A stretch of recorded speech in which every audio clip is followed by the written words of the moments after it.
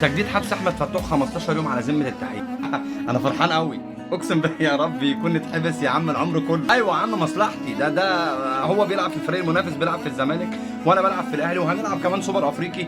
احسن حاجه ان فتوح مش هيبقى، خليه يا عم مسجون يا عم، بلا فتوح بلا نيل. طبعا اللي انت شفته ده كل الجماهير المرضى اللي شمتت في احمد فتوح. انا هقول لك كام حاجه كده يا جدعان وعايز الناس تفهمها كويس جدا يعني. المشكله بقى الناس اللي كانت في الاول بتقول ان انا مش هشمت في فتوح او مش هتهم فتوح بالباطل علشان ما نعرفش اذا كان هو دلوقتي بيشرب مخدرات او ما بيشربش، او التحليل ايجابي او سلبي.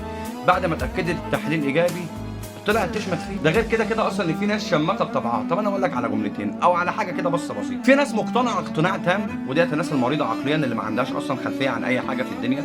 في ناس مقتنعه ان ده غلطان فانا هشمت فيه فربنا مش هيعاقبني، ده مش غلطان فانا هشمت فيه فربنا هيعاقبني.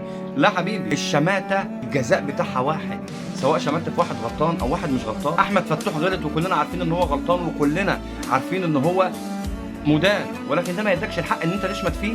قول ربنا يسهل له وادعي للي مات، ادعي للمتوفي. هو ما كانش قصده ان هو يقتله، كلنا عارفين انه ما كانش قصده ان هو يقتله. هو بقى شارب حاجه ادت ان هو يحصل الكلام ده، او بعد كده كان ماشي على صوره عاليه. الكلام ده كله احنا عارفينه وبنقول ان هو غلطان، ولكن هل لمجرد انه غلطان يديك الحق ان انت تشمت فيه؟